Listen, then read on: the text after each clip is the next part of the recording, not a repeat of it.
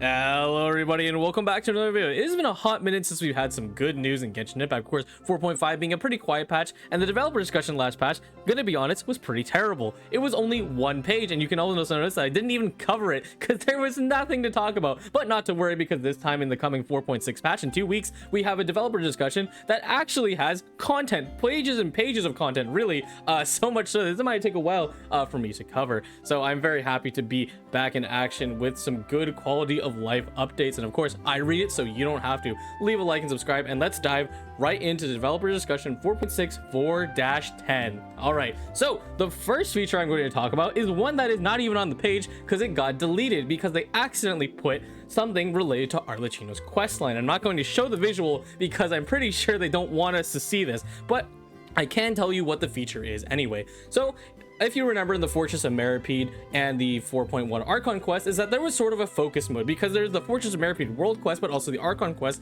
happening at the same time. And you know, Genshin refuses to use the feature where you could simply just talk to an NPC. Why don't we automatically start the quest? So instead, what Genshin has done is that now they're not going to add that, God, I wish.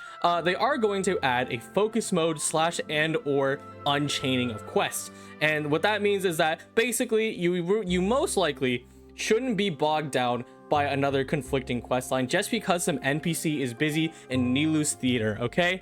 And again, I can't show it, and I can't, of course, confirm how the details work because I can't actually look at the post anymore. But, you know, this is kind of a feature that they have experimented on a little bit, you know, across Fontaine, you know, of course, starting in 4.1, the Fortress of Meripede, and it is going to come, and yes, you can't see it because it relates to Arlecchino. So we're going to whisk that off out of the way, but we do have still more exciting features to talk about, and that the first one, technically the first one, is going to be the treasure compass. After version 4.6, to increase the efficiency and help you to quickly find your treasure chest, after the various kinds of treasure compass, a trash icon will appear on the map. We will automatically start tracking it. So let's see here. Opening a chest will automatically refresh the cooldown period of your treasure compass, so you can start tracking the next chest right away. Ooh, wow, okay. So we got a lot to unpack here. So let's see here.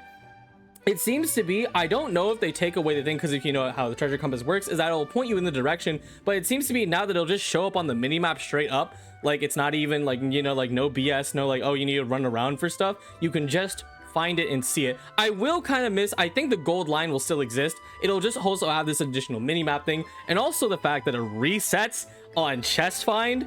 That's really good because there's no reason that the chest compass should have a 30-second cooldown, and it probably will still have this 30-second cooldown, but it's going to be way easier to find this. Now, it's really funny for me as a player to see this feature because they added this in Wuthering Waves beta test 2, and of course, me being a person who actually likes Wuthering Waves a ton, it's really funny to see this feature finally implemented to Genshin because, you know, the minimap was always a feature that's super important. But you know, they super underutilized it, and they sort of expect you to rely on it to an extent, even though it's like very silly. But you can't find things like chests or like, you know, other stuff on it. So it's like, bro, I got the compass, I went to reputation level 8 and 10, just please spare me.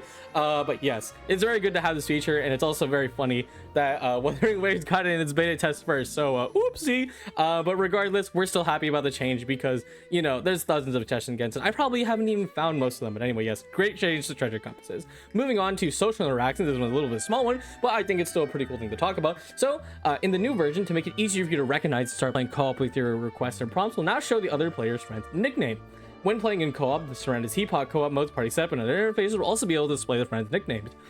And yeah, it's a very quick thing, very simple. But if you didn't know, you can actually change your friends' names in co-op. And I think that's pretty important because sometimes, you know, your friends have like some ridiculous name like Paimon's left toe or something, right? And it's like, okay, that's not Paimon's left toe, that's my friend Billy. And, you know, I need to know that it's Billy who's trying to join my world, and it'll also display it in co-op requests, because sometimes I don't actually know who's joining my world. Someone might have the same name, like let's say my friend's name is T, and then, you know, T with the Raiden profile picture joins. Who am I gonna tell the difference? I don't know. But yeah, it's a nice feature, nothing great, but whatever, no big deal. It's still something nice. Now this one, I know people are going to be jumping out of their seats for, and I am, because this is a suggestion I've had for a very long time with other features such as Genius Communication TCG, which is not the thing that we're talking about, but it's still definitely an important feature that everyone wants, and that is new avatars for your profile. Oh my goodness, dude. It has been so long long since we've had anything to change our customization. They even nerfed profile pictures at some point by zooming in all characters' faces, making them look honestly terrible.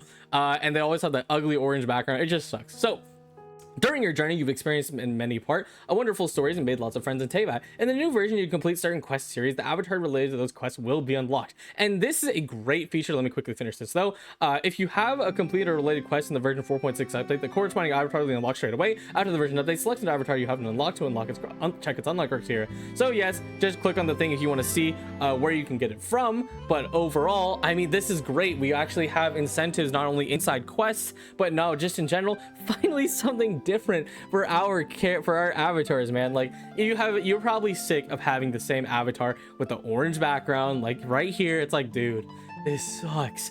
And like, you know, I really would rather do something different. Like what do I see here? I see some stuff from Enkonomiya. I'm not really sure what that one is. I see Aranara, I see Ben, I see Lilupar, who nobody cares about you. I see Vorukasha, I see multiple Malazines, and I also see, of course, the I forgot her name, but I did finish that quest, and then there's the new cat one, so that's cool. But that's really fun. And like, I'm sure, again, like this, I hope this ushers in change that we will actually be able to customize our profiles more, because profiles are still so uncustomizable, and it's just ridiculous, dude. Like, you know, it's very silly, you know, to not be able to do any of that. But moving on to the map. After version update, map settings interface will be added. You will be able to adjust certain map pins, domain cards, players, and custom markers via displayed settings. And yes, let's see here. Additionally, the region selection screen will be made more compact. So let's go ahead and break this down one at a time. So yes, one of the things I really didn't like about the original map is that there were no toggles, which is another thing for the pins that another thing that Wuthering Waves beta had and Genshin did not for a very long time. And it really sucked because I do actually proactively mark my pins properly, and if anything, I use them for the new fate point system, right, that was introduced and around like the new Fontaine update, to mark chests so I can go grab them instead of doing commissions. The problem is that when I try to look for them, I better remember where they are, because oh boy, it is very unlikely I am actually going to find those pins when trying to sort them all, especially if there's heavily condensed in a certain environment. So now I can quickly click on domains, I can change my custom markers, and of course search for players, which is for the TCG, which again, I'm a TCG player. I commentate for the TCG officially for Genshin. As much as it is a cool, you know, important feature to have, especially when you're trying to play Genius Invocation TCG, you know, it doesn't need to take up the entire left side of the screen. But anyway, that's great.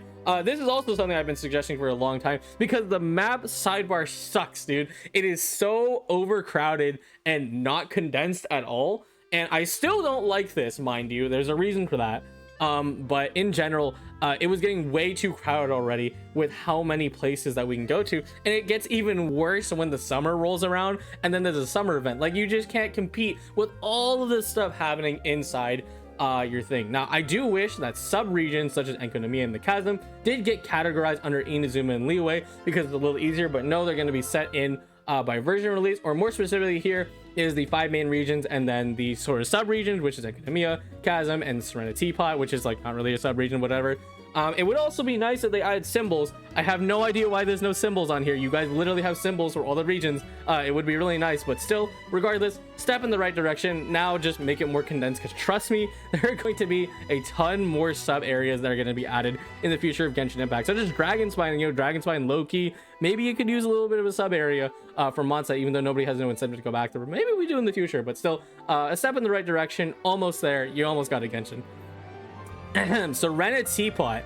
In the new version, we have targeted some optimizations for the Teapot to improve your experiences when inside it. They said Teapot 3 times, bro. What? Quick craft creation list. When reviewing sets of replicas, you will now be able to select quick obtain to view furnishings that you need to purchase or make, selecting the fast forward shopping button. I just call it that. That's what it looks like. To purchase furnishing or furnishing blueprints with a single click. Craftable furnishings that you are missing can be added to the queued list in the Tubby creation furnishing screen. Furnishings in the queue list can be added to the creation queue in a single click. Okay, cool. Yeah, okay, so this is kind of like a mega update, so I have to really read through all of it, dang. When you click obtain all the furnishings in the creation queue, the furnishings in the queue have not been completed yet. You'll be able to use vials of digital seed to obtain all furnishings in a single click. Okay, cool, so you can just obtain everything with your speed ups. There can only be one queued list at a time. You select another set of replica add to the queue list, it will place your previous choice. Okay, interesting. So Number one is that you can now quickly go shop for furnishing pieces, and this is super important for furnishing sets. If you guys know, furnishing sets with the companion one specifically can give you primo gems and also other materials that are super nice, just to have, because you pull the character, right? But the problem is that these furnishing sets have so many pieces to them. Like, you could have like 6 fence gates like that this thing is showing you right here, and sometimes they're even inside the teapot inside your house, and you can't actually access the tubby store inside your teapot, and that is so frustrating, dude. I literally made a spreadsheet to track my teapot stuff so I can quickly figure out what piece of thing I need for the set, and it's just a nightmare, dude. And the fact that you could never actually just go click it and say, hey, can I purchase this because it's part of the set? No, you have to go into the build menu and then write down everything is missing, go outside, go back to the teapot, oops, you forgot something, go back, oh wait, your thing is on cooldown. It's a mess, dude. It's really ridiculous. Anyway, moving on from that though, it's now also going to additionally add sort of like a advanced queue system so that you can queue up a ton of materials and just let it ride. I think it'll still take, unless this is an expansion where, let's see, 1 2 3 4 5, this is an expansion to 10 queues instead of only 5, because currently you can only craft 5 furnishing at a time, which is very silly, by the way. But I mean, I hope that, wait, I think it is literally just an expansion to 10. That's awesome. Okay, cool. So that's super awesome. But yeah, you can sort of queue in the list. So it's like, hey, I want to build the hermit hut. It'll automatically queue all the pieces, and then it'll take over that entire thing. That's so good, dude. I cannot tell you how much easier furnishing sets are gonna become to make, because the furnishing sets, like, that's like, even if you're not like like the teapot player who's building a dinosaur, you still care about the furnishing sets because they give you rewards, and they're also pretty cute anyway, and they give you more dialogue too. So it's like, man, this is just so much better. And I do hope, because it is a thing, I'm a little cautious, like, you have to see what it looks like in game once it comes out in 2 weeks. But of course, I have faith in this. I don't think there's any way you can mess this up. And of course, finally, just obtain all. You can quickly go snap your fingers, and if you spend your coins on the adeptal speed, yeah, sure, it'll do that. One more thing. Oh yes, I have been waiting for this. It's in the inventory. It's literally in the inventory. Filter and search functions have been added to the furnishing and furnishing blueprints tab on Tubby and the Realm Depot screen. As furnishing creations and tab list and furnishing tabs of the inventory, select the, oh, that's a symbol off row to search, and you'll be able to search and filter. Dude, you can enter the name, you can filter. Oh my god. Okay, I cannot tell you, this has been in the inventory, and not the freaking store. Why? Oh, I cannot tell you. Oh, wait, but we're not done. We got more. In the new version, discounts will be provided for certain furnishing blueprints sold in the Realm Depot. Current discounted item furnishing for blueprints that have been sold in the Realm Depot from version 2.8 and before. In future versions, we'll expand a range of discounted items and progression range, so please stay tuned for official announcement. Okay, that's good. Yeah, coins. As much as you can farm them like relatively well, if you actually try to invest into them, it is going to be very expensive. So it's like, if it's old set, to let more players catch up, there you go. Now you can quickly buy all this stuff. And even in general, you just want to buy something, it's not going to be as much on your coin wallet, dude. Dude, I mean, the teapot players are eating, and it might not necessarily be everything that like teapot players necessarily super want, but I think what is it, quick crafting and like schematics is definitely nice, and then kind of this stuff is nice too. I'm sure there are other things they want. Of course, if I was a teapot player, no, I'm not, but this is great, like, just in general for the teapot. Like, I actually can quickly go through stuff that I want to do, without having it to be a literal nightmare and have to spreadsheet track myself. Like, man, it's so good. I'm actually so happy, man. Okay, but anyway, let's close this out. In the new version, we will increase the purchase limit on service furnishing to meet your diverse realm decoration needs. Also, the maximum number of furnishings can be created at the same time will increase. Okay, there, boom, 10. We hope this makes the process of furnishing creator much more quick and new. Dude, 10 furnishings at a time. Let's go. Oh my goodness, it was so taxing only doing 5. You can get your battle pass now off of this instead of having to leave the teapot, come back the next day. Like, you can literally just do your battle pass in a day. It's so nice. Additionally, furnishings that can be used to change the realm's music and a number of corresponding rainy spin crystal have been unlocked to required music have been added in display order, and music has been optimized. Okay, yeah, this I never used this, but I'm sure it looked like a nightmare to deal with, especially with radiant spin crystals. Like, dude, what do you mean it's a music to just call it the music track? Why are you like this? And surprisingly, there is no like big summary for the thing, so that's interesting, because typically they kind of put like, you know, like a thank you, we're trying our best, but you know, regardless, it doesn't matter because I'm happy. They actually put good features in for players across the board. You know, of course, there's now the treasure tracker. This is kind of just an okay thing. Finally, new avatars that aren't just orange backgrounds and PNGs, and you know, map features to, you know, prepare us for more regions and not be so clutterful. It's very funny that 2 of these features are from Wuthering Waves. You know, maybe someone's keeping an eye on something, I'm just saying. And then lastly, of course, teapot players, I think ultimately eating, I don't think you can argue that 10 furnishings at a time is like, you know, not really a huge improvement. You can now craft so much more stuff. But yeah, overall, very happy with this update because it's actually something that, you know, will help. You know, there are still a lot of things that, of course, Genshin is missing. Like, you know, if I go back to the original post, I could see Sip Stefan saying like, you know, please add other queuable, you know, and stuff. And I absolutely agree, and I will always advocate for that. But ultimately, still a step in the right direction, and not what was in 4.5, because 4.5, I was mad. I'm like, dude, not only are you putting out the weakest update, but you're also putting the least QLO. Come on, Genshin. But anyway, yes, that is enough of my doom posting and ranting. Overall, very happy with the changes, but we're not quite done yet, of course, because the next version is coming. That's right, the special program is going to be out on this day. I don't know, it's just the day that it happens. Okay, I know when it happens, you know when it happens. Okay, and of course we will be over here most likely here. I want to say, you know, there'll be a video or a stream. I'll make sure to tell you guys in advance what I plan on doing. Of course, if I'm busy that day, for whatever reason, it's 4-12. So actually, yeah, I can definitely make that. It's 3 days. But yes, special program. Arlecchino is coming. Linny's here. Ito's here for some reason. I don't know why. But finally, we will be free from the Tri-Patch 8 Stukaja. I will be there no matter what. That's right, baby. So will I. Very excited to see that. And last but not least, just to kind of cap it off, is that we have Charlotte's birthday. One of my favorite characters. I really don't talk about her that much, but I'm very happy that it's her birthday. It's very close to mine too. So happy birthday, Charlotte. Let's see here. It's the 4-9.